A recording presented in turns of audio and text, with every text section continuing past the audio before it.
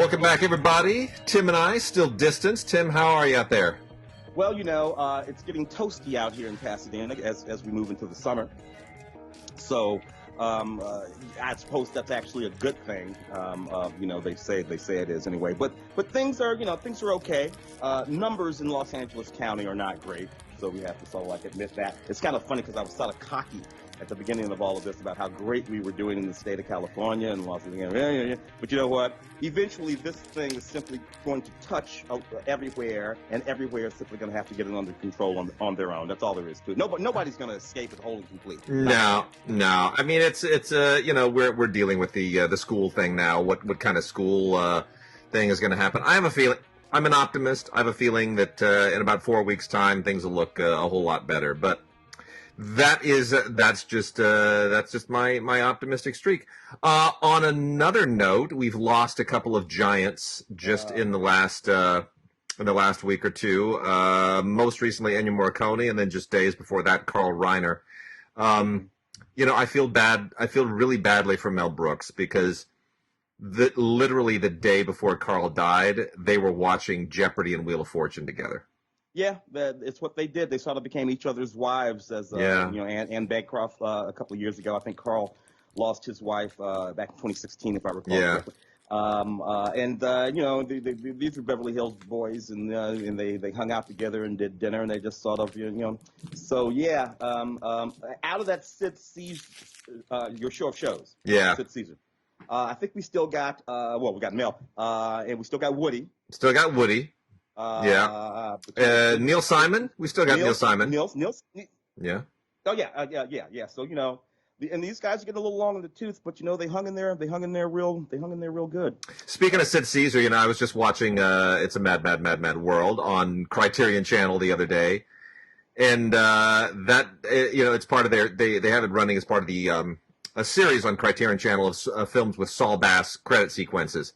Oh, yeah. Notwithstanding how damn funny that movie is, that really is one of the all-time great opening animated title sequences. Saul Bass just was a master at a time when there was no CG, by the way. Yeah. All of that design, all of those moving around graphics and animation done on film. Yeah. Using all of those techniques, just extraordinary. Typography, all of it. Yeah. So sad. And Ennio. What's your favorite Ennio Morricone score? Oh. I'm literally looking at them right here, and every time I get ready to say one, another one pops in. I know. Look, for that matter, I still dig the stuff from way back in the day. I'm gonna go all the way back and just be obvious. Although that Love Story score, which is corny, I know, but I'm gonna go back to the westerns and just go with those spaghetti westerns and you know those sort of obvious scores. Once Upon a Time in the West for me is kind of the peak. That I cry whenever I hear that music. I cry. Yeah. Well, and then Oscars. We should talk about Oscars are delayed. For those that haven't followed up, they're pushing the Oscars to what is it? April now? April of next year, and films get to qualify for 2020. If they are released as late as I think February or even I think late February of 2021, so they're trying to sort of give a little more space for things to get into theaters. We'll see how that works. It's because look, a whole lot of films that were meant to be in theaters and probably had some sort of Oscar pretensions have already been released on streaming services. A good many of them Disney films. So, you know, in the animation category particularly, you know, so Universal had to. So it'll be difficult because, you know, the fact of the matter is a great many of the films that will be considered for Academy Awards this year will be films that never played in a movie theater. Ironic, given, I guess it was 2 or 3 Oscar seasons ago, part members of the Academy, Steven Spielberg, was very specifically trying to make sure that films that did not play in movie theaters did not get consideration for Academy Awards, and certainly films that had that sort of combination Netflixy day and date sort of release thing that was going on there for a while. Yeah. And they also obviously all of that has gone out the window.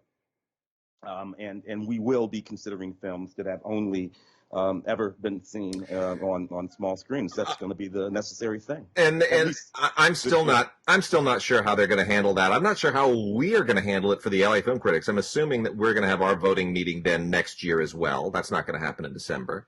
Yeah. But now there are. I mean, you know what it's been like on Film Week. It's been chaos. Yeah. I mean, whereas we would cover, say, 10 out of, say, maybe 18 to 20 films releasing theatrically each week, which is a huge number. Yeah. Now we've got somewhere in the neighborhood of like 30 films releasing to VOD each week, and we're still finding out like 5 to 10 new films are just popping up on the radar in the last few days. How do you cull that out for awards consideration? I don't know.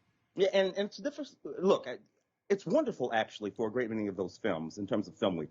That we would have never ever talked about because they simply did not go to movie theaters. That was the central sort of criteria for Film Week. Film had to be in a movie theater someplace. We were if we were going to talk about them. Although we had gotten a little bit loose about that even before we went into quarantine and pandemic. We would talk about day and date films on film. So a little bit looser than that. And sometimes if a film was a very, very significant film and it was releasing on Netflix or Amazon Prime, and it weren't going to be in a theater, it seems to me that occasionally we would talk about those films too. Yeah. Sometimes we would do them in the sort of addendum part of the show.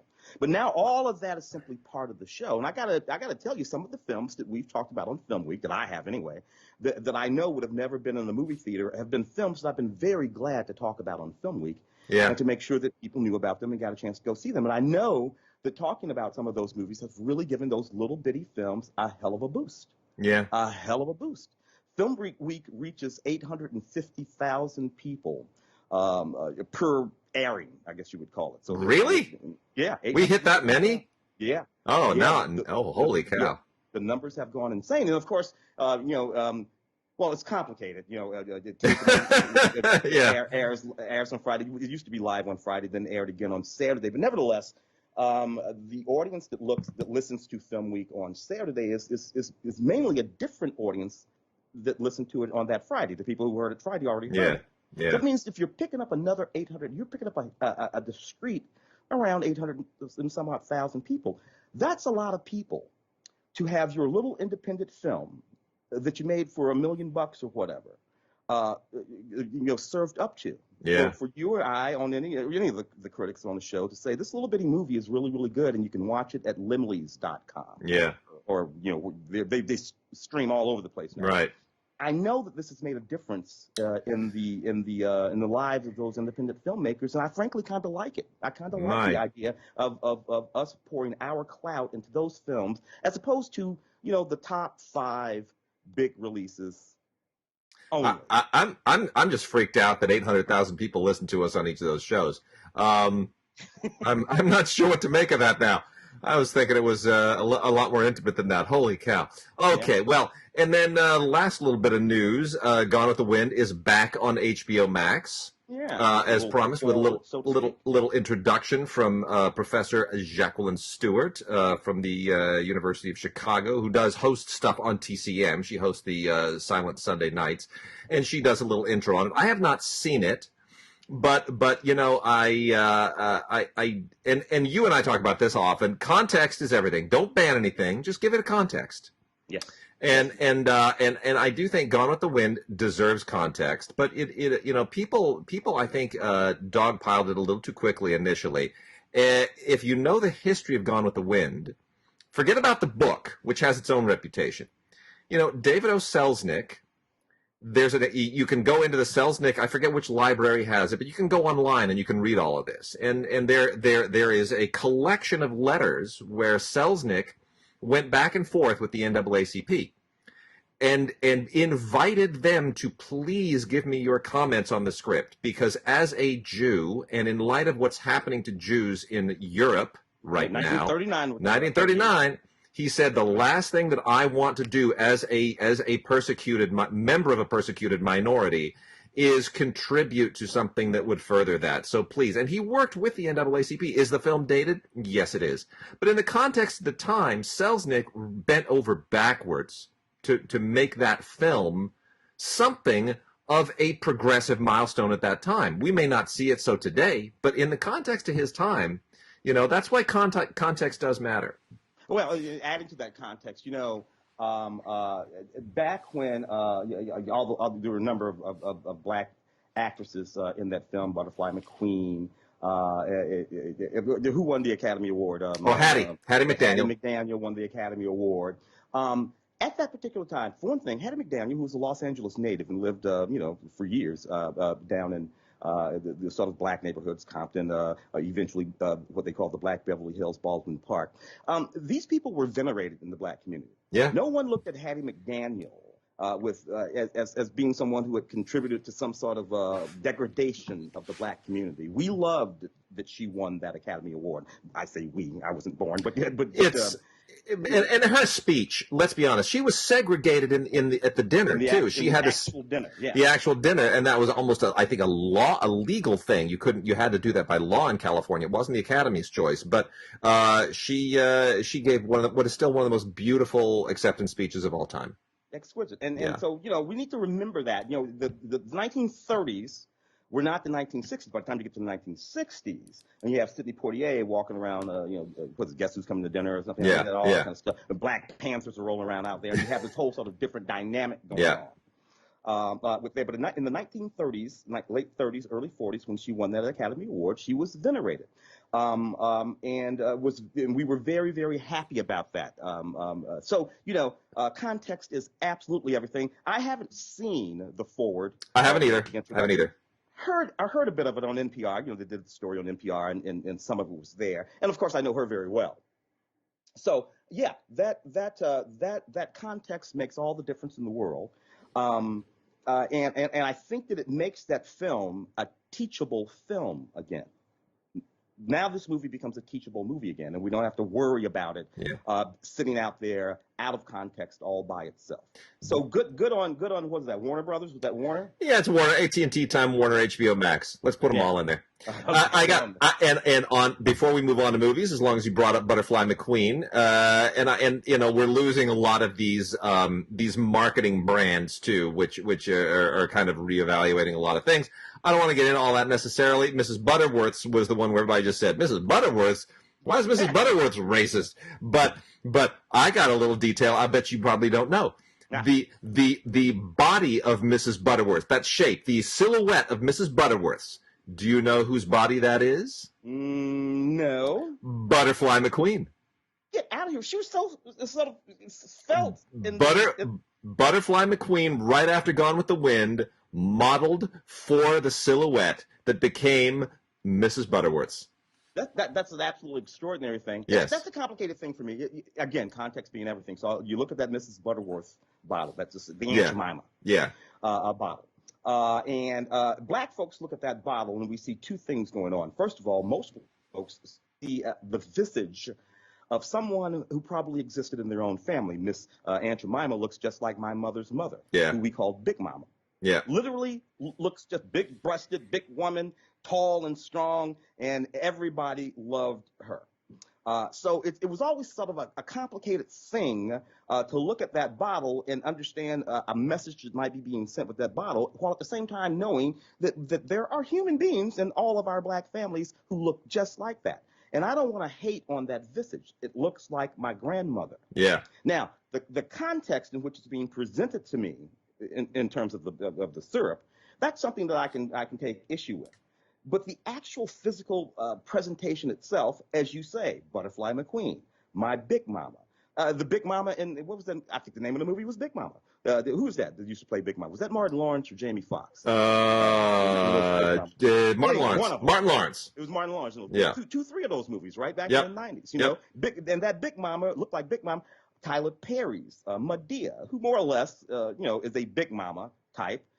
So, it's a complicated sort of a thing that at least I've always had to deal with. I refuse to hate on that image. That image exists in too much of my family and too many of the African-American families that I know. But the context is one that had to be addressed. Now, how they're going to ultimately do this, look, I don't want to see some skinny bottle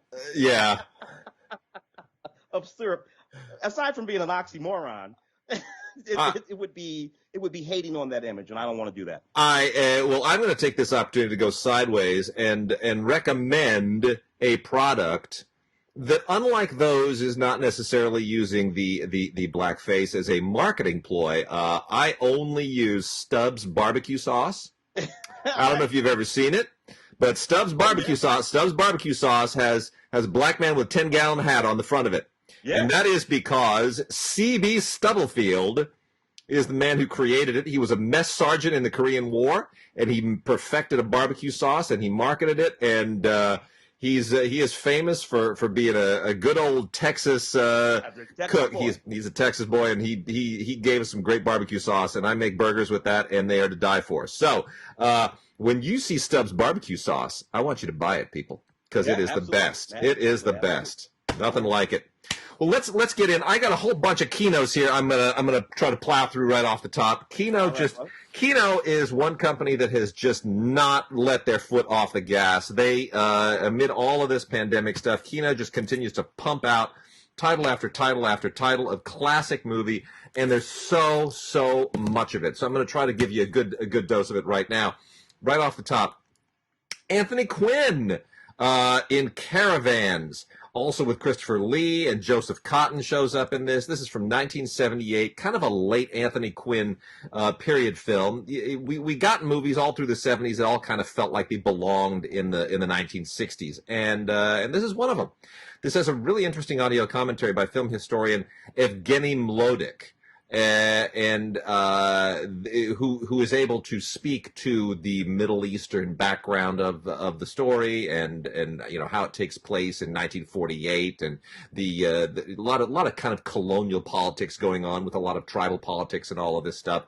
It gets a little far fetched, you know. There's a CIA angle to it, and it does depict nomadic tribes of Central Asia in a somewhat I don't want to say patronizing, but almost. It's almost a patronizing light. Nonetheless, the performances are really good. We talked about context earlier. You got to remember this is 1978, and Anthony Quinn is terrific in it. Michael Sarrazin's also in it. Jennifer O'Neill is a little bit miscast, but it is a fun film. It is based on a James Michener novel I have never read, so I can't speak to how faithful it is to the novel. Kind of in a similar vein, also from the 1970s, is The Last Valley. Now, this is a James Clavell thing, but not just based on a novel by James Clavell. James Clavell wrote, produced it, and directed this. A lot of people don't realize that the guy who wrote Shogun and Taipan and all that stuff also made some movies. He did. King Rat. And this is one of them. And you know what? James Clavell could pretty much, by 1971, he was a big enough name that he could pretty much do whatever he wanted to. He was one of the biggest novelists of all time at that point. Yeah. And the last... got Michael Caine and Omar Sharif. That's it. Yeah. I mean, you know, they're 1971. They are still big names. Got an amazing score by John Barry. I mean, a beautiful, beautiful John Barry score that is really one of his very, very best. And this basically, it's funny how Omar Sharif always shows up in stuff that he's just ethnically not at all suited for, and you totally buy him. He's a German village. It's German. He's playing Germans and Russians. You know, at a certain point when you're Omar Sharif, it's like, screw it, man. I'm going to play whatever the hell I want to play. It takes place in 17th century Germany, and it's about the 30 Years' War. And it's melodramatic, but it's big and sweeping, and it's really quite an enjoyable watch. It's not too long. It's 125 minutes, which is a lot shorter than most James Clavell adaptations. Shorter than most of his books. For that. It took me like a year and a half to read Shogun. And then we've got Murder by Decree, one of the more popular of the Sherlock Holmes adaptations of the time. This is also, again, 1970s, 1979, with a rather amazing performance by Christopher Plummer as Sherlock Holmes and James Mason as Watson. Maybe the most famous Holmes and Watson tandem I think we've ever had. Yeah. Both actors, you know, Oscar nominees and winners in their own right. And you know what? I really still think this film holds up. I think it's really, really fun. It's one of the first times we see Watson not be played as a sort of buffoon. That's it. You know, James Mason was not going to do that. He has something to contribute. Yeah. Yeah. And you know who directed this? Bob Clark. Bob Clark. Porky's Bob Clark, Christmas Story Bob Clark, very, very versatile man. And that also has an audio commentary by Bob Clark, which was recorded obviously before he passed, and another commentary by historians Howard Berger and Steve Mitchell, which is also very, very good. That we got now in a little bit of an exploitation thing. I was going to set this with the exploitation titles, but I think it deserves mention on its own because it's not exploitation. It's got a lot of mainstream people in it. So, Go-Go Mania, directed by Frederick Good, who is otherwise known for next to nothing. This is from 1965. It's just a quick blast of music from the mid-1960s. It's got the Beatles in it. It's got go-go dancers. It's got funky clothes. It's got Herman's Hermits and the Nashville Teens and Matt Monroe. And it's just, you know what? That's all you need to know. If you love go-go music, and I love go-go music, I just want everyone to know that. It's quite a fun little blast from the period. Another kind of it's not a Sherlock Holmes movie, but it has qualities of it's like a Sherlock Holmes-ish thing meets Hammer is the Flesh and the Fiends, which is Peter Cushing in one of his hammier roles, but still very, very compelling. This is from 1960. And it was made by Valiant Films, not Hammer, so it feels a little hammery. It feels a little Victorian Sherlock Holmesy, and it's kind of between a mystery and a thriller and a horror film. It's scary. It takes place in Edinburgh in 1827, and it's kind of Frankenstein-y. I don't want to tell you exactly what it's doing, but Peter Cushing plays a surgeon who has some unorthodox and unethical practices. Let's just say that. And it involves the characters of Burke and Hare, which, I'm sure everybody knows they're the famous body snatchers. And it's really quite clever, the way it kind of weaves a lot of this stuff together. So, if you like Hammer films, I think you'll enjoy it. Tim Lucas does the commentary here, also has an alternate cut of the film that was known as Mania, which is not very good, but it's worth checking out. Let's see, a few other things here. Spaced Invaders is a thoroughly enjoyable 1990 film that is a throwback to 1950s films. I really enjoyed this at the time. I remember when this came out. I may have reviewed this, actually. This might have been one of the first things I actually reviewed, Tim, when we were both kicking around those early days. This was a Touchstone release, and co-written and directed by Patrick Reed Johnson. And it's really quite fun. It's just a space invasion, alien invasion movie, as you would expect from like the 1950s. Borrows a lot from War of the Worlds, which has kind of a cool little meta thing in it. And it's kitschy, but it's not camp, and it strikes a real good middle line. It's got a ton of interviews and featurettes on it about the effects and how they put the film together, and it's really, really, this is loaded with special features, and it's nice that this has kind of come back on the radar again. Douglas Barr and Ariana Richards star in it. It's really quite a lot of fun. You know who just turned 80 years old, Tim? Who? Ringo Starr. Get out of here. Ringo is 80. Wow. And Ringo is forever my favorite Beatle because he made Caveman. Yeah. Now, I'm not talking about Caveman. I'm talking about another Ringo movie here. Ringo and David Essex and Keith Moon in That'll Be the Day. This was made in 1973. It's kind of a weird little cult movie directed by Claude Whatham. And it ages kind of curiously. You know, David Essex is really, most people have forgotten who David Essex was. He was originally in Stardust. And he's kind of a lost figure. But he's the lead here. And Ringo Starr is his buddy. And they wind up kind of going off on this hedonistic spree. And it takes a few interesting twists and turns and means to be a commentary on sort of rock and roll from the 1950s and with an eye towards the morality of the 1960s. And then you got just a ton of great soundtrack songs on it. Little Richard and Frankie Lyman and Richie Valens and Del Shannon and Jerry Lee Lewis and the Everly Brothers, and it's great. And, Keith Moon is in it as well, who a lot of people remember as the late drummer for The Who, but it's a nice little time capsule. Scenes from the Class Struggle in Beverly Hills by I love that movie, yeah. Paul Bartel. The late Paul Bartel threw a lot of cult figures in this. Ed Begley Jr. and Mary Warrenoff and Ray Sharkey all show up. Jacqueline Bisset is just absolutely stunning. I just watched her again the other day in Bullet. Bullet was another thing I watched on the Criterion Channel. Could I just take a detour and say Bullet is still a great, fabulous movie? No, it moves, baby. It moves. That is such a fabulous film. Everything about Bullet is just so good. Anyway, and she was so young in that. But anyway, this is from 1989. Jacqueline Bisset looking absolutely ageless, and Paul Bartel just takes he takes a torch to the whole pretentious scene of people in Beverly Hills in the 1980s and 90s, and you know what? It's irreverent, as all of Bartel's stuff is, but I think this might even be one of his very best films. It's certainly one of his most mature films. Easy to put it right there. Yeah, that's probably one of the first films that I reviewed. I think it came out in '89, but it was bumping around here. Paul Mazursky shows up in the movie too. I love that. So let me do just a few more here, and then we'll catch on to something else. Mary Queen of Scots is a story that has been told several times. I think the only one that actually works, not the most recent one that we had, but I think the original Mary Queen of Scots from 1971 is a very, very fine film. It dates a little bit poorly. It's kind of,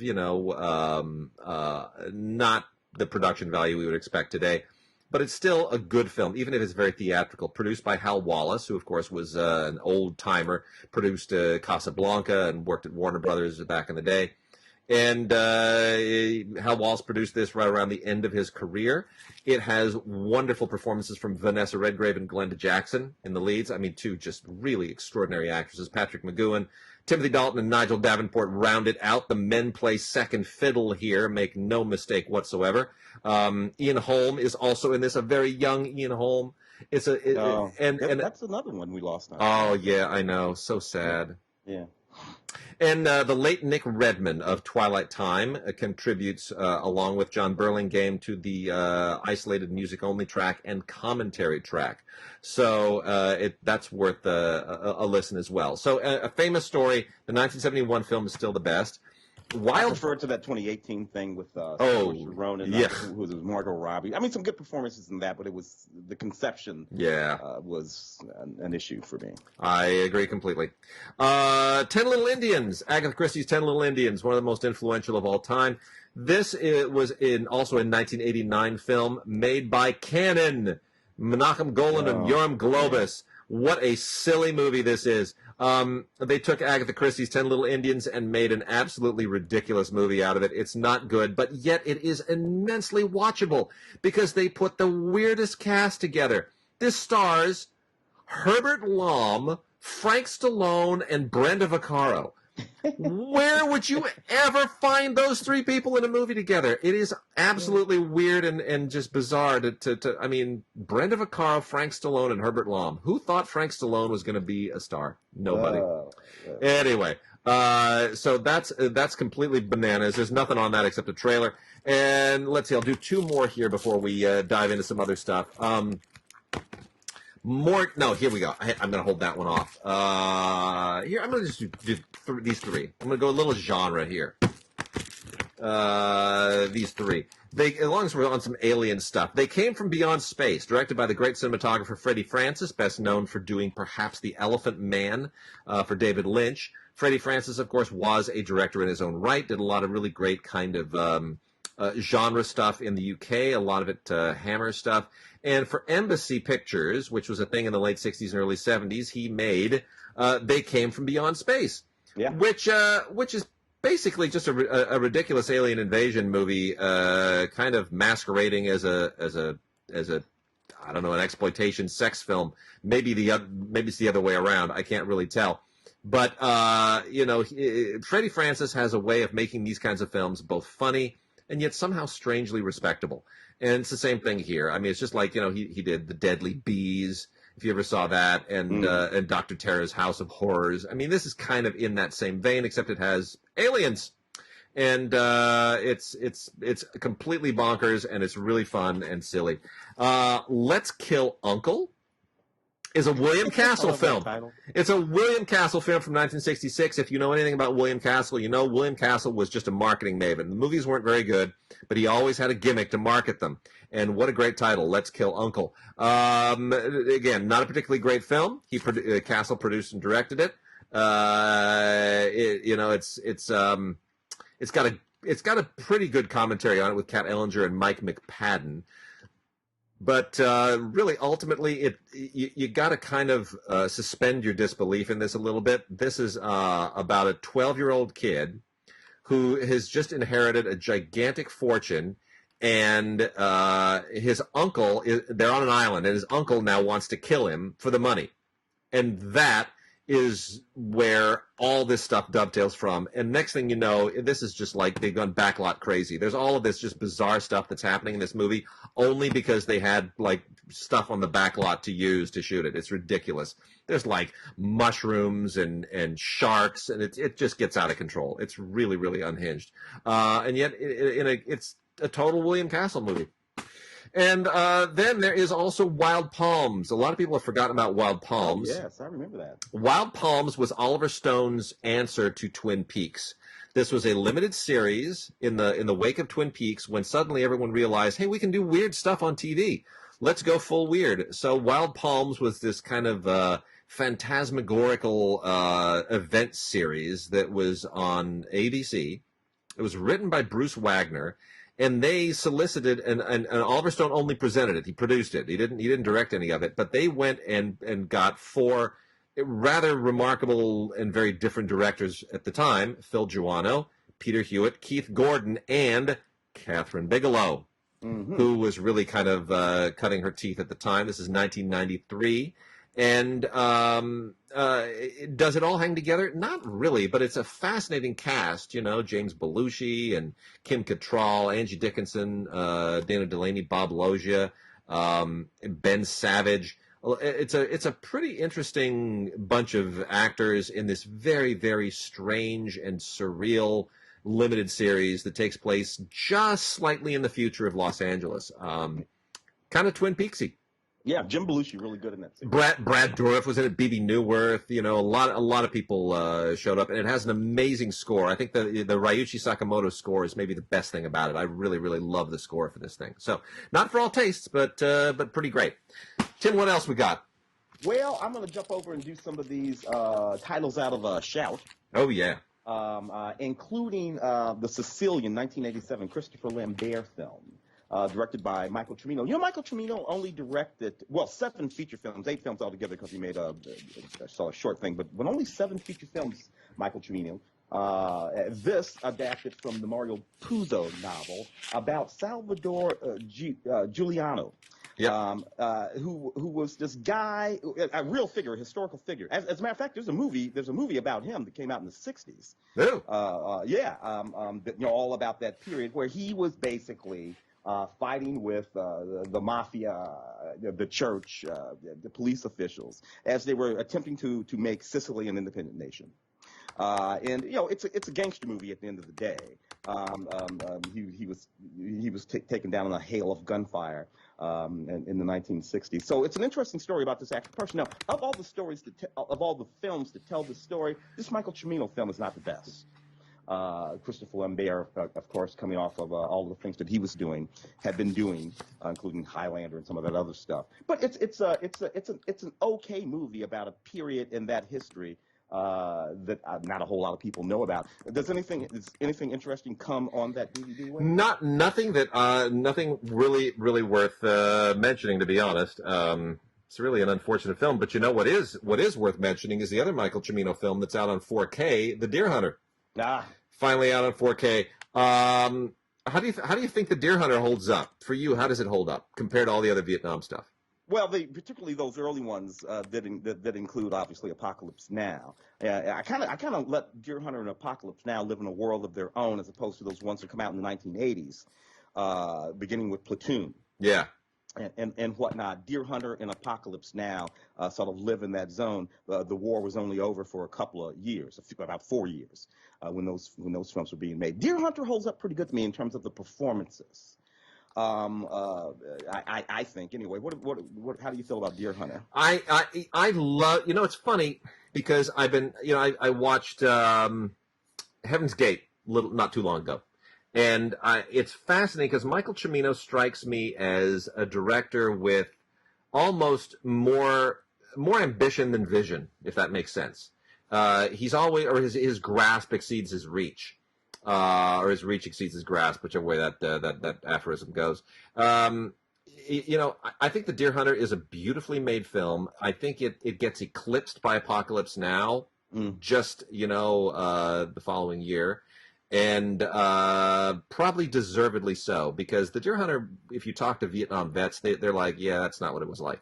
But in 1978, that's what the movies convinced people it was like. And it does have a real poetic quality to it. So it's a bit of an unusual movie. It has some great performances. It's really, ambitious. But again, knowing what we know about Vietnam from subsequent films, it's not at all in any way an accurate representation. The 4K is quite dazzling. Shout kind of killed it with the 4K. They've got an audio commentary with the late Vilmos Zsigmond and journalist Bob Fisher on it. Also has interviews with John Savage, who's still with us, and Michael Dealey, the producer. Very, very fine producer. And then they've got deleted scenes and interview with David Thompson, the great film critic, and a bunch of other stuff. So this is a really, really nice 4K release. Shout Factory deciding that they are going to dip their feet in the 4K field, and they did so with The Deer Hunter, and it's a real nice it's a nice debut. Interesting stuff. Glengarry, Glen Ross, 1992. Yeah. James Foley directing David Mamet's adaptation of David Mamet's play. Look, a tour de force acting compliment here. Al Pacino, Jack Nicholson, youngish Alec Baldwin, Ed Harris, Alan Arkin, Kevin Spacey, also youngish.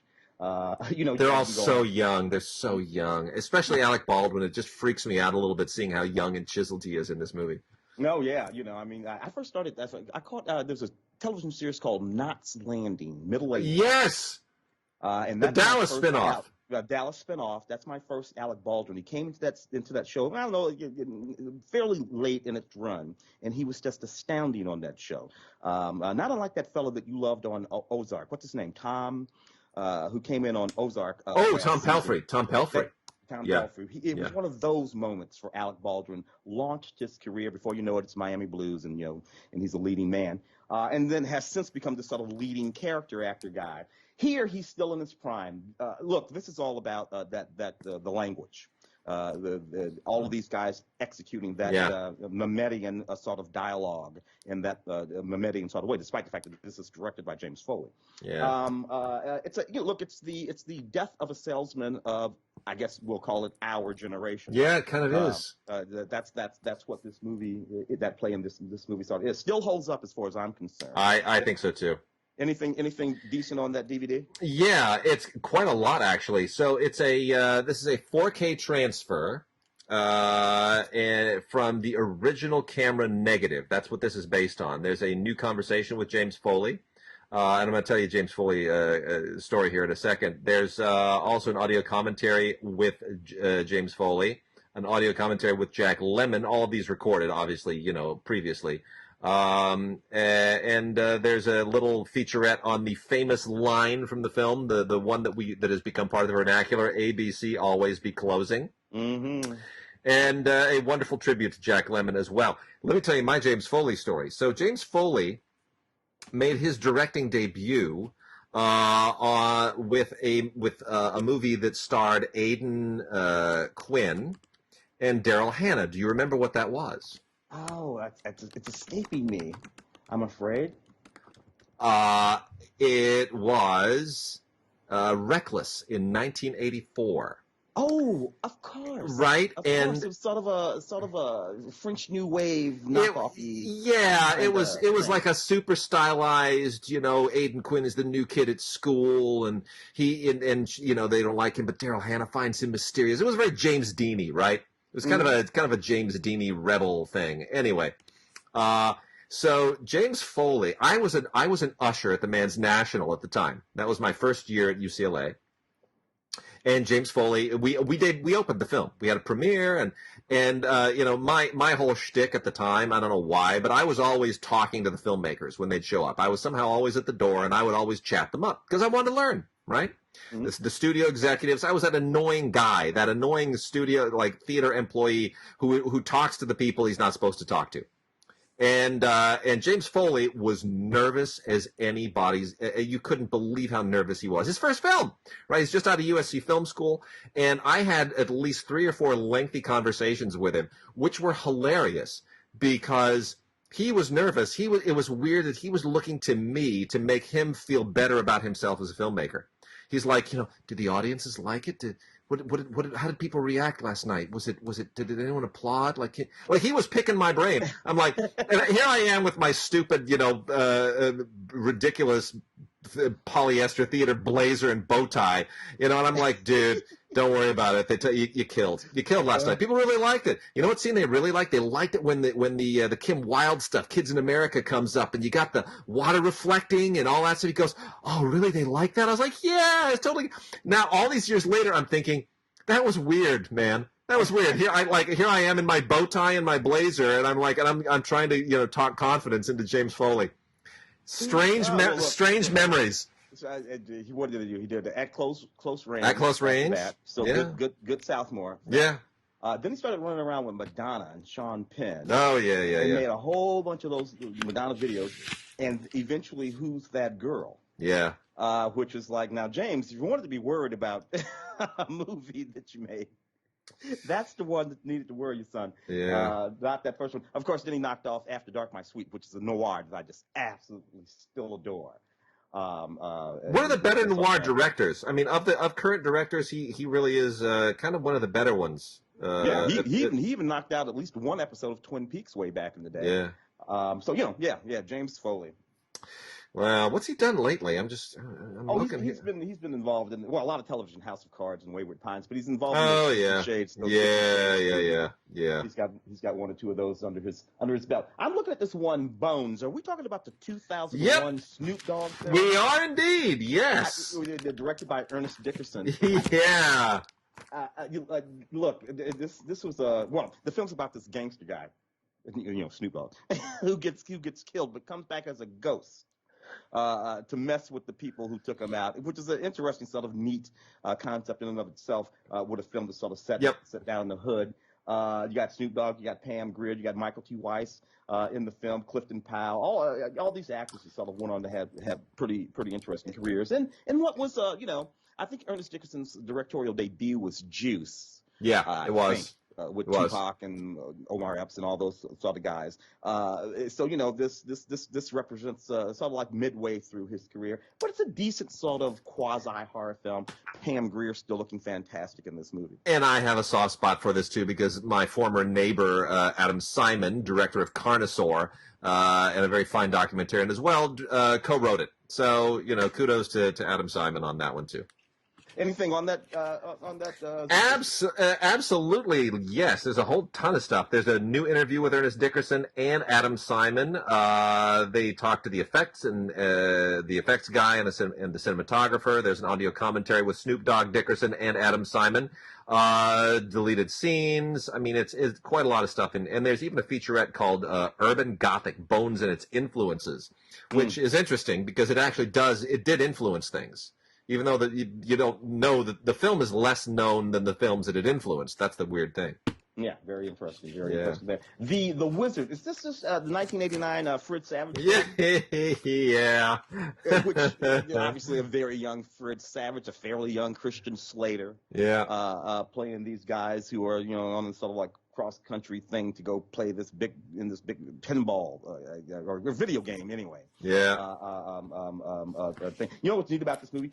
I believe that Deborah Foreman is in this movie, if I'm not mistaken. and Deborah Foreman, of course, Valley Girls and all that kind of stuff. And this was a pretty cool movie back in the day for kids. At the beginning of the sort of video game film sort of thing that we were doing. So not bad at all. Any special features with? Nothing that's great. I mean, there's a Todd Holland audio commentary and some deleted scenes. Holland being the director. Yeah, Todd Holland, who's a good director. There are a bunch of featurettes on disc 2, but they're all kind of sort of standard things. It's all kind of EPK stuff. There's a Q&A from a gaming expo in 2019 as well. But yeah, I mean, ultimately the film's the thing. It's a little bit of a time capsule, but it's a fun time capsule. It's a neat one. And you know why I was wrong? It's not Deborah Foreman that's in The Wizard. Deborah is in April Fool's Day. Oh. Which is the other film that came up here. Deborah, of course, we again all the way back to Valley Girl and all that kind of stuff. Kind of a neat thing. This is kind of like a 10 Little Indians kind of thing. These 9 college students on this remote island standing in the mansion. They start to get picked off one by one. Who's doing it is the question of the film. Look, a fairly good back in the day. I think this is 1986 or so. Yeah. Sort of a horror thriller that's kind of cool. I think anyway. Any interesting stuff on that DVD? Interviews with the director, Fred Walton, and some of the cast and cinematographer and the composer, Charles Bernstein, and some TV spots. A little Frank Mancuso blast from there. You know what else? While we're talking about horror, make quick mention of the Universal Horror Collection Volume 4, which is also out from Shout Factory and Universal. They're obviously mining the crypt, as it were, for all of the old Universal horror films that followed on the heels of the original great horror films, which you all know, the Mummy and Frankenstein and Dracula and so forth. These are some interesting ones that you may not be aware of. These are all from the 1930s and 40s. Night Key from 1937, Night Monster 1942, The Climax from 1944, and House of Horrors from 46. Probably the best of these, I think, is House of Horrors, which is actually a surprisingly good film. Came right after the end of World War II and introduced the Creeper. And it is, you feel the residue of World War II having passed in the film, which is probably what makes it so interesting. Boris Karloff in The Climax, also very, very memorable. And Bela Lugosi in Night Monster, also very memorable. Interesting quartet of films. If you have the other 3, this is worth adding to the collection. These are some of the more obscure ones, but actually really quite good in their own right. I guess we'll mention Curse of the Werewolf out of 1961. A bit later, Terence Fisher film. Set in 18th century Spain. Your standard werewolf sort of story, done that way. Oliver Reed in the movie, I suppose, is the most interesting thing. Decent film. Curse of the Werewolf, the standard story, except for set in 18th century Spain. Anything interesting? Other than Oliver Reed in makeup? No, not really. This was a Hammer film. Yeah, it's beautiful. It's a 4K scan from the original negative. New audio commentary with film historian Steve Haberman and Konstantin Nazar. Otherwise, it's just general featurette stuff and some cast interviews. Nothing really earth-shattering. Well, then we'll move on to Escape from L.A. Yeah! 96. John Carpenter, again, of course, Escape from New York, John Carpenter. So Snake is, back at it. But this time he's got to get the hell out of L.A., which to me seems like an easier feat than escaping from New York. And New York is a city on an island. You're just L.A. Well, what are you escaping? Are you escaping from the Valley? Are you escaping from Malibu? Are you escaping from Santa Monica? Exactly what do you mean by escape from L.A.? And I think that they knew that. I think they were pressured into doing this at a certain point, and or else John Carpenter felt like he didn't have really a choice. He had to kind of go back to this well. It is so ridiculous. He kind of owns it at the end with there's a surfing gag. I won't tell you anymore, but it's really stupid. Come on. It's escape from L.A. You go to the beach. You get on a boat. You escape from L.A. It's not hard. Okay, whatever. Yeah. Anything on that? No, not really. Some interviews. It's a nice transfer, but just generally interviews and TV spots. That's about it. Well, that's what we got. Where are we going? One more shout from on the horror end of things. Frankenstein: The True Story. This is with James Mason again, David McCallum, Michael Sarrazin again, and Jane Seymour. This was a 1973 film in the Hammer vein that tries to sort of give you a new spin on the Frankenstein story, which it can't really do, but at least you give them an A for effort. They're trying hard. They're trying to find a new way of finding horror in the story of Frankenstein that is perhaps more faithful to the book that has not been done in the 870 previous movies. It doesn't really quite succeed, but it's a really, really interesting effort, and more so, I think, even than the Kenneth Branagh film, which also tried to kind of find a new way in. But it's got some interesting extras as well. Jane Seymour is interviewed in it, Leonard Whiting is interviewed, and Sam Irvin gives a new audio commentary. So Frankenstein, the true story, not great, but worth kind of interesting. It's an interesting thing to look at. I want to talk for a second, too, about something I posted on the Facebook page. I did an unboxing of the first volume of the Columbia Classics 4K Ultra HD collection. And this is the first of what is expected to be many volumes from Sony that takes classic Columbia films selected by kind of a polling system and puts them out in these beautiful, beautiful, just gloriously packaged 4K Ultra HD sets that also have, obviously, Movies Anywhere codes for all the films, and you can get, all kinds of reward stuff on the Sony rewards site for them as well. This is a beautiful, beautiful set. There's a booklet, 80-page hardbound book, and the films included are kind of an odd compendium. They don't really belong together necessarily. Columbia has won 12 Academy Awards for Best Picture, a record that it shares with UA. Only 2 of them are on this set, Lawrence of Arabia and Gandhi. Everything else is all over the map. Mr. Smith Goes to Washington, Dr. Strangelove, A League of Their Own, and Jerry Maguire. But I will say this, Tim. They're gorgeous. These are some of the best 4K transfers I've ever seen. The Lawrence of Arabia 4K transfer, everyone's been waiting for a long time. Everybody's been really, really just hoping that this would come, and it does not disappoint. It is extraordinary. If you have a 4K TV and a state-of-the-art system, you've got to own this. All of these are great. League of Their Own looks beautiful as well. Really beautiful. Gandhi has never looked this good. I saw Gandhi opening day in the theaters with my mother, and it didn't look this good. It really is a spectacular transfer. And to kind of put a finer point on it as well, I interviewed Robert Harris, the legendary archivist, who, of course, did the first analog restoration of Lawrence of Arabia and who consulted on the digital restoration that they did for this one, and who knows the people at Sony very, very well who are responsible for this. So at the end of the show, I'll pop that interview up, and you can listen to my little chat with Robert Harris, who goes on at length as to what goes into doing this kind of work and why it matters. And we will have that coming up at the end of the show. But this is a great set. You have to own it. It's really extraordinary. That's all I can tell you. The extras are through the roof. The transfers are phenomenal. The audio is phenomenal. Give it to somebody as a gift. This is the kind of gift that just makes people lose their minds. It's just so beautiful. It's a wonderful thing to just open up and see this fantastic box set, the way it opens up and the big Columbia logo inside. It's fantastic. It's just beautiful. Let's see what else we got here. I'm also going to make mention we finally got this was delayed, the 25th anniversary Steelbook of Braveheart on 4K. Mel, I just saw Mel the other day before quarantine, like a few weeks before quarantine. I saw Mel at school. Our daughters are in different grades, but they're at the same elementary school. And every once in a while, Mel will show up there in all his glory, his beard and all. But Braveheart, I still think kind of holds up. We talked last week about the quasi spin-off Robert the Bruce. With the same actor playing. McFadden.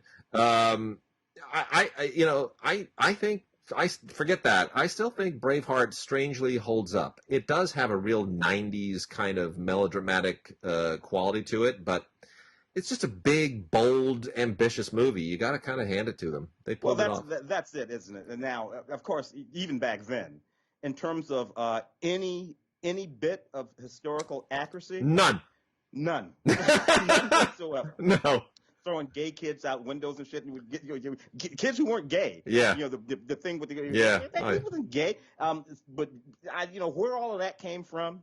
But does it make for an extremely dramatic theatrical film? Yep. It certainly does. But you cannot. I used to deal. I taught history for years. Yeah. And I would deal with kids who would come and they would write these papers. and I know what you're saying. Damn it, kid! I know you saw that movie because you wrote into this paper the exact dumb crap, and it used to drive me crazy. I appreciated the attempt of the children to actually engage in the history, but you can't do it with a Mel Gibson movie. You have to actually read the assignment. Oh my God! Oh, that still drives me a little crazy. One of the reasons that's funny.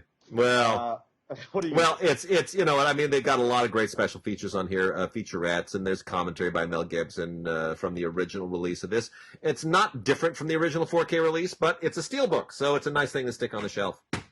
I also want to do a giveaway, Tim. This is a film that I'm covering this week. It opens, it releases this week on Blu-ray. It's also on VOD.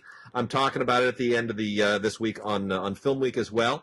It is the new version of Enter the Fat Dragon. Now, this is from a while ago. We're giving away 4 copies of this. So email us at gods@digigods.com, gods@digigods.com, or gods@cinegods.com. Make sure that the email gets to us by the 17th, by July 17th. And we'll give you a good long window for it. And we will pick 4 lucky people to get a Blu-ray of Enter the Fat Dragon starring Donnie Yen. Now, for anyone who knows, the original Enter the Fat Dragon was a Sammo Hung film. Yeah. And it was Sammo basically riffing on Bruce Lee and sort of owning his corpulence. Because Sammo, what we all love about Sammo is the guy moves like a jaguar. Yeah. And yet he has always been fat. Now, Sammo is in Enter the Dragon, by the way. He's that's when he was very young, and he's in it at the beginning along he's in that very, very beginning sequence where Bruce Lee is fighting guys, and he's eventually going to fight Bolo Young. Sammo is the young fat kid in that scene. So he has a history with this. Anyway, Donnie Yen is not fat, but Donnie Yen puts a fat suit on and has a grand old time. And as much as Enter the Fat Dragon, the original, was a riff on Enter the Dragon, Donnie Yen's Enter the Fat Dragon is a riff on the original Enter the Fat Dragon. Yeah. So there's a fun kind of inside meta thing going on. Donnie Yen has a lot of fun with this. Donnie Yen, whom I've interviewed twice, including once at my house, has a sense of humor that is often not tapped. He can be very funny in movies as well, and he doesn't oftentimes get a chance to do that. Donnie Yen has had a longer career than any of his contemporaries. Jackie is long in the tooth. Jet Li is basically retired. Donnie comes from that generation, and he is still fierce. So endlessly young. He's the Dick Clark of Mark's movies. He just his face doesn't give his age away. It doesn't. What's that? There was a series in the middle '90s that Sammo came over and did. He played a cop. Martial law. I watch it almost every day. It's fantastic. And his work in that series. He's probably like 45 years old by then. Yep. His work in that series is still outstanding, and it it's is. him in every one of those action sequences. So I want you to put dragon, just the word dragon, in the subject line. Send us an email at gods@digigods.com or gods@cinegods.com. Dragon in the subject line. Name and address in the body of the email. We'll get it by the 17th. We will pick a winner that weekend.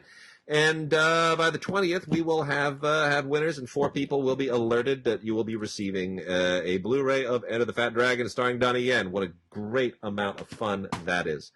Tim, got anything else that we should be hitting right now? I was going to pop over to some of the new stuff, particularly Trolls World Tour. Oh, yeah. Which, of course, was slightly controversial with its release. It sort of was set to come out right about the time that everything went into lockdown. Yeah. And there was an issue over whether, I think it's Universal. That's Universal, right? Yep. And then Universal ran into some trouble with the theatrical distributors. Yep. Because they decided to take it and pull it and put it on a platform. There was a whole lot of hubbub about that. I suppose that's all gone now that everything's on a platform. In any case, there it was, Trolls World Tour. I suppose the most interesting thing about this is all about these trolls and they're trying to engage in the history of rock and roll and take over all the music in the world and all that stuff. All these people. So the interesting thing are the voices that we have here. We got Anna Kendrick, Justin Timberlake, James Corden. We got Kelly Clarkson. We got Sam Rockwell. We got George Clinton. which Yeah. I absolutely love. Mary J. Blige. So, a tour de force of voices engaged in this little piece of animation. I don't know that this was ever going to be in the run for an animated, an Nah. Oscar for animation. Nah. I don't think so. Nah. Frankly, I'm hard pressed to think of any one of the major animated releases, post-pandemic animated releases, are really Oscar-worthy films. No. If this can you imagine if this gets nominated for an Oscar? I'm gonna quit. I'm gonna quit. I'm gonna quit my job. It's funny because one of the things that the Academy Award did that we didn't mention is that they mandated 10. Yeah. As opposed to between 9 and 10. Yeah. Now every 10. So I don't know that that's relevant over on the animation side, the animation nominations over there. If there's some minimum number that they have. Nah, it's 5. It's still 5. Yeah, well, you know what? They're going to be hard pressed to find 5. They have a really hard time. I really think so. There are no animated films, large scale animated films at the moment. Now, who knows what some of the little animation houses have that they might put out over the rest of the year. But there are no major big releases, including this one, that I think are worthy of an Oscar nomination. I agree. Well, this is the Dance Party edition in 4K with all sparkles on the packaging, so you can't miss it. If you walk into a Best Buy or somewhere, it'll beckon you. I want to mention a couple of quick little indies here that are new. Waterlily Jaguar and Point Defiance, both from Bayview. A couple of good little indies. Point Defiance, I thought was really quite touching. This is about the backdrop to this is the Afghan War, and a guy comes back from serving in Afghanistan, and a family's history, his family's history, has to sort of be dredged up and reconciled. I can't say more than that, but it's one of those movies where the war at home and the war that you just came back from kind of collide in a really interesting and very smart way. This is a sharp little movie. It's only 100 minutes long. It's worth checking out. It's from Bayview. It's Point Defiance. And the other one, Waterlily Jaguar, is a really interesting look at the creative process. This is about a writer's struggle, a writer's creative struggle, and how it impacts his life and his marriage and his inability to sort of reach his own creative pinnacle and his insecurities. Very, very interesting. Executive produced by Paul Thomas Anderson, to give a good shot to upstart writer-director Melora Walters, who does a really, really good job here. James LeGros, who's always so wonderful in all of these little indies, stars alongside Mira Sorvino and Dominic Monaghan. Good, smart little indie film from Bayview, Waterlily Jaguar. Really worth checking out. The Photograph 2020 film that came out from Issa Rae, Lakeith Stanfield in the film, Stella Mizzi, the actual director and writer of this film. A lovely little film about several love stories that sort of intertwine. Some of them set in the present, some of them are set in the past. It's not a particularly complicated or astounding film or anything like that. It's just this lovely little movie with these perfectly beautiful people, Issa and Lakeith Stanfield in particular, engaged in these sort of romantic interludes.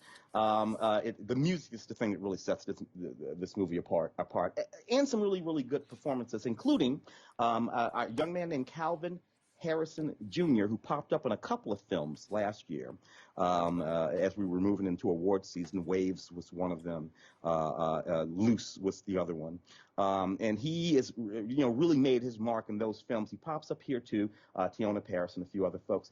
A perfectly lovely little film. Anything by way of special features on the what is that, by the way? Is that a Blu-ray? It's a Blu-ray. It comes with a Movies Anywhere code, and it only has some featurettes. It doesn't have a commentary or anything, which is really unfortunate. Yeah. Because here's the thing. Lakeith Stanfield is such a diverse actor, and he doesn't get the credit for it. I talk to people constantly where I'm like, yeah, you like Lakeith Stanfield. Oh yeah, I like him. What else has he done? Oh, he was in Sorry to Bother You. Wait, who was he in Sorry to Bother You? He's the star. Oh, he's the star of the movie. Wait, you mean the guy in Knives Out? Oh yeah, the detective in Knives Out. Yeah, of course he plays that guy in ATL. Yeah, the sort of sidekick to And then I'm like, and he Uncut Gems. Uncut Gems. What's he in Uncut Gems? He's the street guy who introduces Adam. Oh yeah, and he's getting Get Out too. You remember him in Get Out? No, where is he in Get Out? Like no one can place him because he just dissolves into every part he's in. Yeah, which is in some ways a very, very good thing. He's just playing that romantic lead, and he's damn good at it. Yeah, he's really good at it. He's got all kinds of range. It's very impressive. The Banana Splits movie. Are we talking about? Oh my gosh! Yeah, it came out. It's sort of a horror comedy kind of thing. First of all, the Banana Splits. You and I, we think of the Banana Splits. We have to go back to the '70s. Yes. Television, Saturday morning television, live action television. Those are our Banana Splits. Were those brothers? Sid and Marty Krofft started. Yeah, they started with the Banana Splits and then dovetailed into other things. And you know, the Banana Splits song was the one that we all remember. La la la la la la la. Yeah, but so some really sick and deranged person said, "Hey, I know. Why don't we resurrect the Banana Splits from my childhood and make it into a slasher film?" And that's basically what this is. This is so weird and so strange, and I just don't know how to even describe this. They decided to take the Banana Splits and put them at the center of a horror film. It's weird for people like Tim and me who remember the show originally. It is traumatizing. For people who don't remember the show, it'll probably be kind of weirdly funny, but it is definitely a strange thing that they did. It's very odd. It's on Blu-ray and DVD. If you grew up on the show or if you didn't, it's really worth checking out because it's so out from left field. It really is. Not a lot of extras on this, just some featurettes, but it's really a left field weird movie. This movie, The Three Christs, I happen to have reviewed on Film Week. I found it a fairly interesting sort of movie, at least in the context in which it is constructed, which is loosely based on a true story, based on a novel called The Three Christs of Ypsilanti. So what you have, and this is all set in the 1950s, is you have this psychiatrist, Dr. Stone, who's sent to work in this asylum where there are these three inmates, paranoid schizophrenic patients, including Peter Dinklage, among them Richard Gere, Bradley Whitford, I forget who was playing. Walton Goggins. Walton Goggins. Yes, Walton Goggins. Yeah. That's who it is. And those three characters, those three inmates, all fancy themselves Jesus Christ. and actually, one of them considers himself the Son of God. The other one considers himself Jesus Christ. The other one considers himself. So what the psychiatrist decides to do is to put them in a room together and force them to face that notion that they are all, of course, they're all mentally ill is what they are. And that's what he's trying to break through with them. It's an interesting sort of drama, loosely based on something that actually happened, based on that book. Juliana Margulies also in the film. It's okay. It's okay in the context of the discussion that's going on, and the work that the psychiatrist is doing to try to break through to these people with reason, rather than what they wanted to do back in the 50s, which is just hook them up to the machine, the old electrodes and give them a zap, which also happens in the movie. So interesting look at psychiatry in the 1950s. Anything on that, boy? No, nothing that's no, not really. No, nothing at all. Yeah, it's too bad. That's a bummer. All right. Did you see The Boy 2? Tim Brahms, The Boy 2? Did not see that one. Gosh, what an odd movie this is. This is one of those movies that wants us to. It's a doll movie, right? It's like Child's Play and all those Twilight Zones about and what's the Annabelle, freaking Annabelle. Yes. Yeah, it's another one of those dolls. Dolls are completely freakish. Never buy a doll for any child ever. Brahms is the name of this young boy's doll, and he's. There's a creepy family estate, and the doll is his friend. He nicknames it Brahms. Katie Holmes is very concerned as his mother, and of course, Brahms Brahms causes problems. It's a creepy looking doll. I can't imagine anybody who would even make a doll that looks like this thing. It kind of goes through the motions of all these previous doll horror films, but it's pretty well done. It has an alternate ending on it that's really kind of a pointless thing. But for a horror film that is rated PG-13, it might be the most effective I've seen since The Ring. That's what I'll say. There you go. A little William Nicholson film called The Hope Gap. With I love this and, movie. the wonderful Annette Bening. It's really about the dissolution of a long marriage. After 29 years, Bill Nye announces to an unsuspecting Annette Bening that that he would like to leave the marriage, and it's really about how this plays out, what effect this has on their adult son. And in that way, it's sort of a deeply moving and very quiet film that explores something that's not. That's something that's not unknown to a great many people. I thought it was very good. Bill Nye and Annette Bening just doing outstanding work. I agree. William Nicholson, who was best known for co-writer on Gladiator and Les Miserables and a lot of big movies, really big epic movies. Mandela, what else? Shadowlands, based on his play. He really doesn't direct a lot. The last thing he did was Firelight, which was 23 years ago, which is a wonderful film. And so I wish he'd direct more, because when he really has a wonderful way with actors. And I agree. This is a beautiful film. Beautiful film. Yeah, anything else? Nah. A commentary would have been nice. Yeah, a commentary would have been nice, but no such thing. It's not even on Blu-ray. It's only on DVD. It's really quite unfortunate. I want to make a quick plug for a good little kind of noir-y thriller, Blood and Money with Tom Berenger.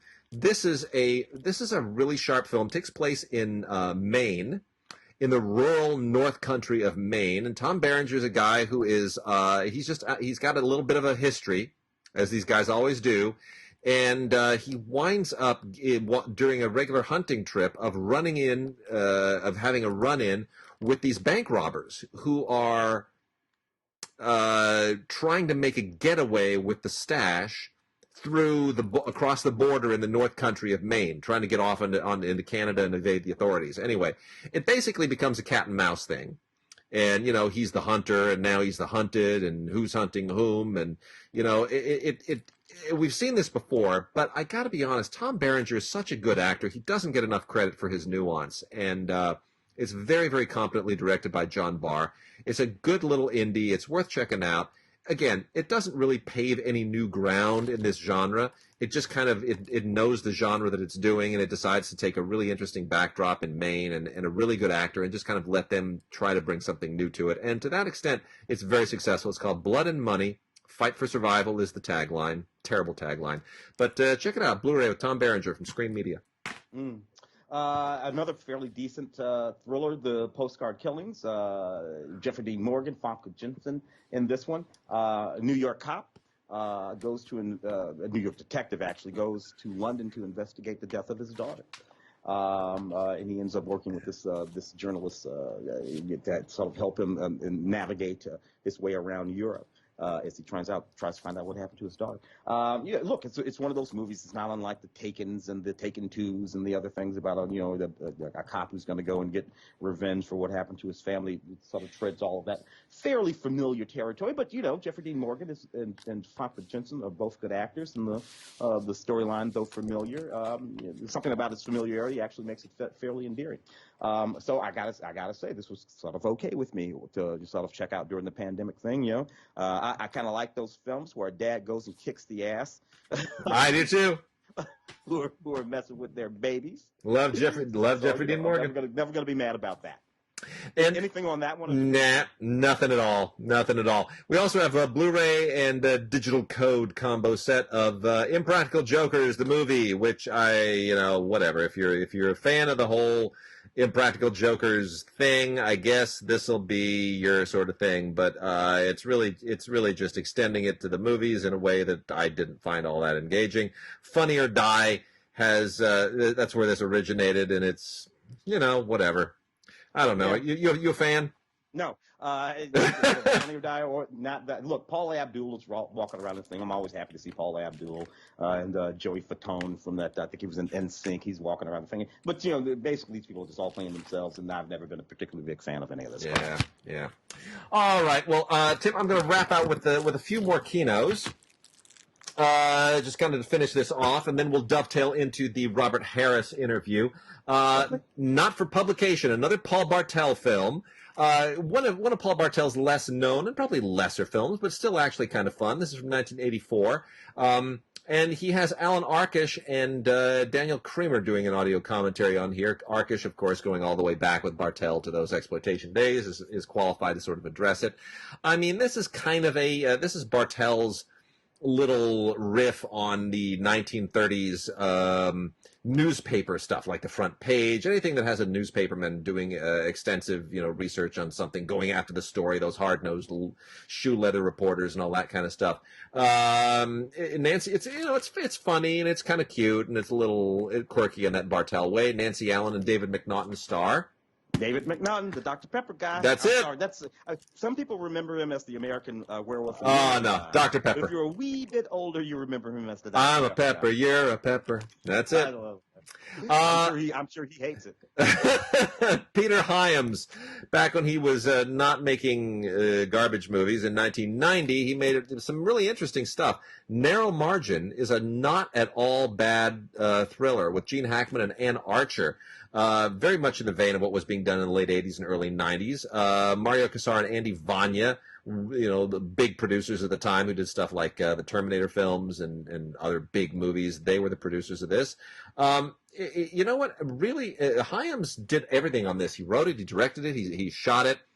This is kind of one of the films that helped lead him into 2010.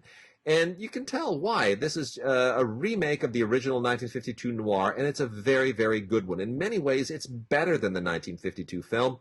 Gene Hackman is absolutely riveting as the DA who's basically trying to protect this murder witness played by Ann Archer, and these hitmen who are after her. It's really riveting. It really has some incredibly great suspenseful moments. It's worth checking out. Love that movie. 4 more here. These are all Blu-ray except for one. I'll let you know that is. Val Guest made The Day the Earth Caught Fire in 1961. Really, really cool film from the British Lions Films independent operation. And Val Guest is mainly known for genre films, stuff like the Quatermass films and just kind of genre sci-fi stuff. This is a more serious film than most of those because it has a Cold War mindset to it. It's sort of a cautionary tale in a pre-Doctor Strangelove, pre-fail-safe way of looking at what happens when the U.S. and the Soviet Union decide to start nuking the world at the same time. And it's really interesting because Failsafe and Doctor Strangelove both came out in 1964. This predates them by 3 years. Yeah. Very interesting that a Val Guest genre film would do that. So that's worth checking out. That has an audio commentary from Val Guest and an audio commentary from film historian Richard Harlan Smith, as well as all the radio and TV spots, which are hysterical, to be honest. Yeah. Slightly sci-fi edge into that film. They're blowing up these atomic bombs and it knocks the Earth off of its axis. It's pretty sharp little movie. Special effects aren't bad either. Yeah. Carol Rice directed Isadora back in 1968. Carol Rice, of course, one of the great directors of that period. Vanessa Redgrave stars in this along with James Fox and Jason Robards, who, by the way, still looks like Jason Robards. Jason Robards was like 65 years old his whole career. It was really weird. Even when he's young, he looks like Jason Robards. He's old, so he just doesn't age. It's weird. Wonderful Maurice Jarre score in this. Just really a beautiful score coming right off of Dr. Zhivago a few years earlier. And the story of Isadora is quite an interesting one. It is Isadora Duncan. Yeah, it's all about her really scandalous life and the backstory to it and her struggles, her romances, everything that sort of was infused in her dance that made her this legendary figure. Again, a look at the pain and the bliss of the artistic process and a great artist who was never able to sort of reconcile themselves to their art. Very, very interesting and worth checking out. Vanessa Redgrave, very understated performance in many respects. And as long as we are talking about Carol Rice, let's talk about another crazy Carol Rice movie with Vanessa Redgrave and David Warner, Morgan, A Suitable Case for Treatment. Completely bonkers movie, totally insane. From 1966, does not age very well, has an audio commentary that will help explain a lot of this, courtesy of journalist Brian Reisman. But otherwise, you're going to watch this movie and you're just going to go, I don't know what this is about. This is very, very strange. It's like someone's obsessed with gorillas and there's sex and kidnapping. I don't understand. Don't try to understand. This is a totally bananas movie from the mid-1960s. It's designed to be bananas. It's designed to capture all the insanity of the 1960s, and you just got to kind of roll with it. The gorilla thing, just trust me, just roll with it. Don't try to figure it out. And then the last one, it's not on Blu-ray, it's only on DVD. But it's High-Ballin' with Peter Fonda and Jerry Reed, back when redneck movies were a thing. 1978. You know, Smokey and the Bandit kind of opened the door right before Dukes of Hazzard was in the mix, and Jerry Reed was a movie star. I don't know how that ever happened, but it happened for a moment. Yeah. Anyway, this is Convoy was another one of the films from that period. Yeah. So anyway, Peter Fonda and Jerry Reed, along with the wonderful Helen Shaver. I don't know whatever happened to her. What happened to her? Where'd she go? Helen was a fixture through television all through the 90s for sure, but yeah, lately I don't know. Well, anyway, well, you got trucks and motorcycles and guns and rednecks and it's kind of, it's sort of all that's really. Don't worry about the rest of it. It's like it's Smokey and the Bandit. It's all that. A lot of great stunts and car stuff and. Well, there was that period in the night, frankly, all across the 70s, when trucking and truckers and CB radio. That's it. BJ and the Bear. Yep, there it is. You had Clint Eastwood driving around. Moving on with Claude Akins. Moving on, all of that. It was just this thing in cinema and in television. The sort of romantic life of truckers. I don't have that notion anymore. I remember when I got my CB radio for Christmas. I immediately turned that thing on, and I was like, anybody out there? Any Smokies? Out there, good buddy? 10-4, 10-20? I'm just saying 10 anything. I was trying to I did it as much as everybody else. It was a thing. It absolutely was. Yeah. Keep on trucking, baby. Yeah, that was it. All right, so now without further ado, we're gonna end the show with my little chat with Robert Harris, talking about the Columbia 4K Classics boxed set and all things pertaining to it. It's a wonderful conversation. Thank you again to Robert Harris for sitting down with us and taking time out of his busy schedule. Here it is, ladies and gentlemen, Mr. Robert Harris. And once again, it is our supreme privilege to welcome to our show the great Robert Harris, archivist, producer, filmmaker, and scholar of all stripes. And Robert, thank you again for being a guest on this podcast. You, of course, have restored and preserved so many great films, the first, of course, being the first in my mind, not the first chronologically, but the first in my mind being Lawrence of Arabia, before they did the digital number on it. And it is out now again, finally in 4K UHD. And this boxed set, you have some insight into why these 6 films, which seem like such a hodgepodge, were all sort of put together on a set. It's Lawrence, Mr. Smith, Goes to Washington, Dr. Strangelove, Gandhi, A League of Their Own, and Jerry Maguire. How in God's name did those Columbia classics wind up together in one boxed set? You obviously don't see the read-through line here. I mean, it's pretty obvious to most people. No, what happened is that Columbia did a poll, as many people did polls, and 2 of the films came up in the poll, and they included those, and I don't even remember which ones they are. And the other 4,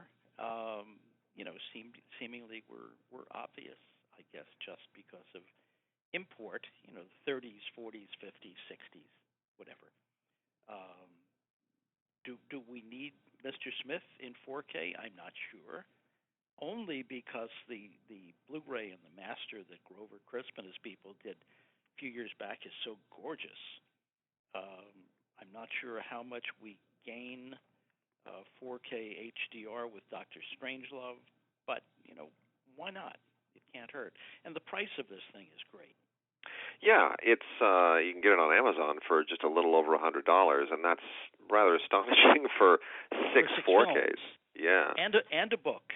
And a book, which it's beautiful. I did a little unboxing video for our Facebook page, and it's a terrific set. And of course, you get the Movies Anywhere codes for all of them. So if you want to just stream them, you can do that as well and leave the box. And as well as the steak knives and the toaster. So let's the first one I took a look at was Gandhi, just because I've been waiting for a good edition of Gandhi for a long time. I've been very disappointed in previous releases, and that's beautiful. I mean, it's really as stunning as that film. But it's Grover. Yeah. That's all that you have to know with Columbia stuff, is it's got Grover all over it. It's perfect. And it looks, to my eyes, as if I'm running a beautiful new 35mm print. Now, because a lot of these 4Ks, and you're very critical of how people do a lot of this transfer work. What's the difference? What makes the difference between a good 4K transfer, what Grover does, and what others might not be doing? Well, the first thing that you need to do is the 4K transfer. If you needed 4K transfer, and you can do a 4K from a camera negative or an IP or a fine grain or a dupe negative, and from a strictly preservation perspective, you want to do 4K of whatever the finest surviving element is, even if it's a print, just to hold that in the highest possible resolution. But there are a lot of 4Ks that are coming out that are from 4K scans that were scanned in 4K, and we've been doing that since 2007, which have previously come out from the same scan as a Blu-ray and DVD, and now they're coming out as 4K. And it needs a little bit more cleanup. And, if you get into the high dynamic range, you have to tweak those things a little bit. But they're very nice.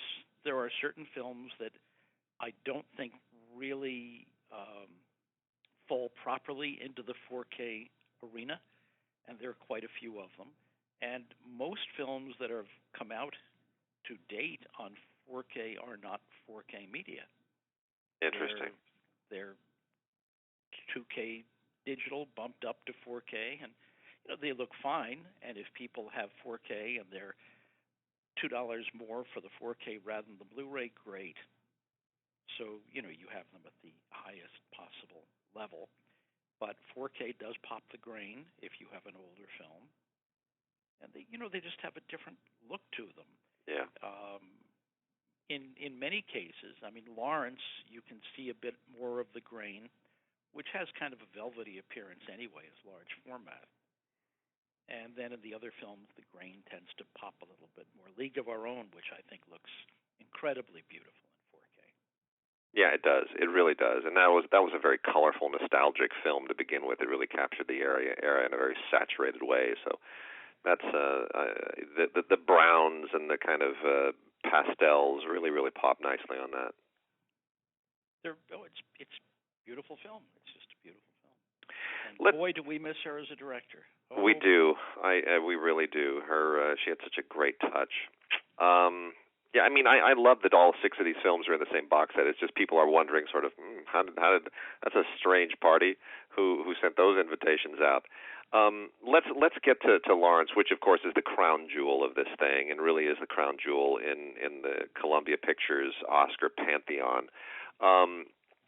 When you first restored Lawrence, that was an enormous task. I think we all know about having to re-record dialogue and lost the tracks, and that was an entirely analog restoration.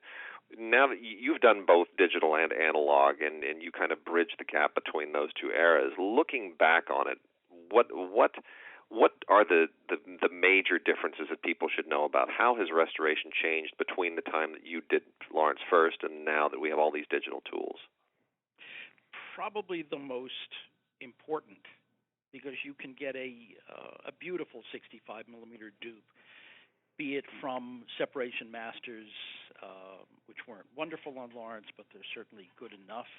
There's quite a loss in resolution. Where we had camera negative, it's beautiful. But when you are doing things digitally, the major function there is that you can recombine things as original, although there's still a generation down. But it's the digital cleanup and the stability of the image and the ability to remove flicker.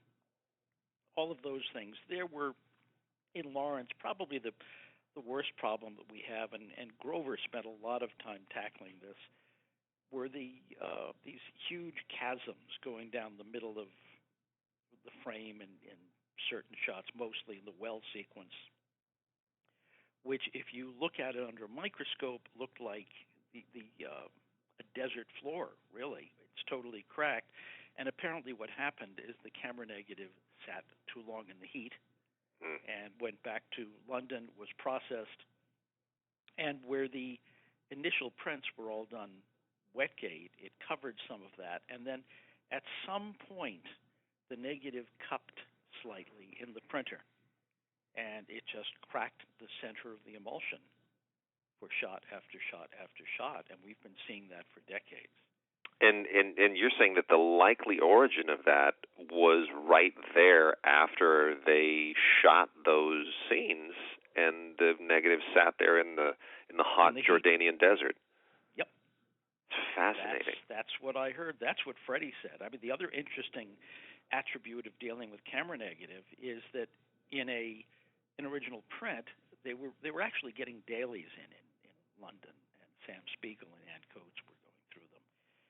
And there was a hue and cry because there were fingerprints on the camera negative that were showing through onto the reduction dailies that they were making. The dailies were actually 35 millimeter. And they went to Freddie Young and said, we want every one of your crew that's going near physical film fingerprinted, and we're going to find this individual. So they went through all of that, and they couldn't find them, so they finally went to Kodak.